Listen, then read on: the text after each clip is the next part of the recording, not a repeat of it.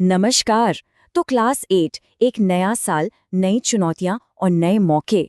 आज हम सब मिलकर एक ऐसा सीधा साधा पावरफुल रोड मैप बनाएंगे जिससे ये साल एकदम जबरदस्त जाए। तो क्लास 8 आ गई है, सिलेबस भी बड़ा हो गया है, कॉन्सेप्ट्स भी थोड़े मुश्किल लग रहे होंगे। थोड़ी घबराहट होना तो बिल्कुल नॉर्मल है, पर चिंता की कोई बात नहीं है। चलिए इसका मिलकर एक बढ़िया सा प्लान बनाते हैं। तो शुरुआत करते हैं।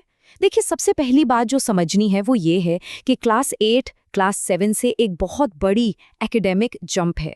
चैलेंज क्या है? एक तो सिलेबस नया है, नई एनसीईआरटी के साथ आइडियाज थोड़े और मुश्किल हो गए हैं, और इन सबके बीच टाइम मैनेज करना वो एक अलग ही स्ट्रगल है।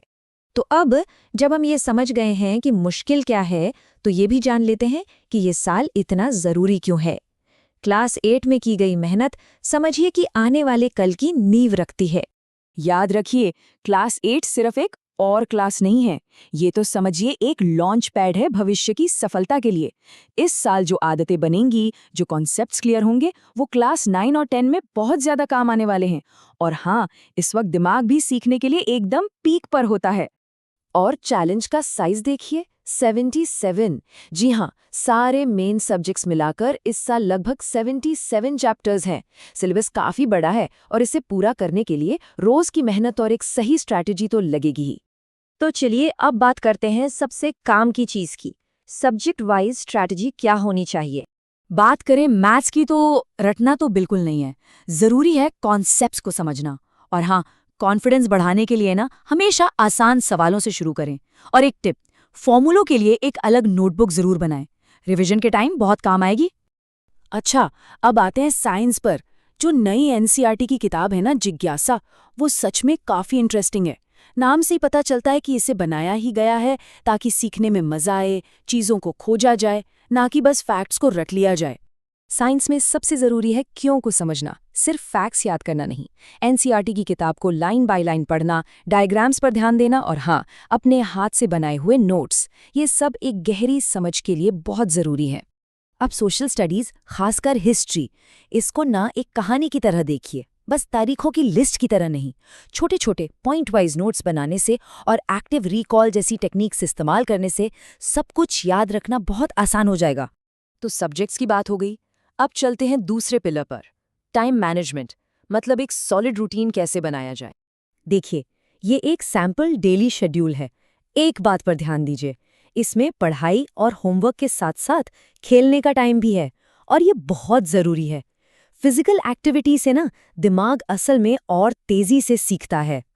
तो इस पूरे शेड्यूल को हम 4 सिंपल और ज़रूरी कामों में तोड़ सकते हैं। ये 4 आदतें समझिए रूटीन का बेस है, और इन्हें हर हाल में रोज पूरा करना ही है। चलिए अब आते हैं तीसरे और सबसे मजेदार पिलर पर, स्मार्ट स्टडी टेक्निक्स। ऐसी टेक्निक्स जिनसे कम समय में ज्यादा और बेहतर सीखा जा सके। एक्टिव रिकॉल, ये एक बहुत ही पावरफुल टेक्निक है। इसका मतलब क्या है? मान लीजिए आपने हिस्ट्री का एक चैप्टर पढ़ा, आप किताब बंद कीजिए और खुद से पूछिए, अच्छा तो मैंने अभी क्या क्या पढ़ा। जो भी मेन इवेंट्स, डेट्स और लोग याद आ रहे हैं, उन्हें मन में दोहराइए। ये छोटा सा काम इन्फॉर्मेशन को शॉर्ट टर्म से लॉन्ग टर्म मेमोरी में शिफ्ट कर देता है। फिर आती है पोमोडोरो टेक्निक। ये फोकस बनाए रखने में बहुत मदद करती है। सिंपल है, 25 मिनट पढ़ाई, फिर 5 मिनट का ब्रेक। और हाँ, उस 5 मिनट के ब्रेक में थोड़ी स्ट्रेचिंग कर ली, पानी पी लिया, लेकिन फोन से दूर रहना है। इससे दिमाग फ्रेश रहेगा और अगले सेशन के लिए रेडी भी। तो देखिए, 2 तरह से सीखा जा सकता है, पैसिव और एक्टिव। बस नोट्स को बार बार पढ़ते रहना पैसिव लर्निंग है, लेकिन उसी कॉन्सेप्ट को किसी और को समझाना या प्रैक्टिस क्वेश्चन सॉल्व करना, ये एक्टिव लर्निंग है। और यकीन मानिए, एक्टिव लर्निंग से हमेशा हमेशा बेहतर रिजल्ट्स मिलते हैं।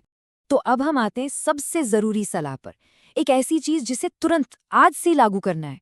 अगर इस पूरी बातचीत से सिर्फ एक चीज लेकर जानी है तो वो ये है, ये एक ऐसा नियम है जिसमें कोई समझौता नहीं हो सकता, कोई बैकलॉग नहीं। मतलब बिल्कुल सीधा है, आज का काम आज ही खत्म करना है। अगर किसी वजह से कुछ छूट भी जाए तो उसे संडे तक हर हाल में पूरा कर लेना है। याद रखिए, एक बार बैकलॉग इकट्ठा होना शुरू हो गया तो उसे कवर करना बहुत बहुत मुश्किल हो जाता है। तो रोड मैप अब बिल्कुल साफ है, प्लान तैयार है, स्ट्रैटेजी भी क्लियर है। अब सवाल ये नहीं है कि क्या करना है, सवाल ये है कि कब शुरू करना है, और इसका जवाब है अभी, आज से ही अपना पहला कदम लेना है।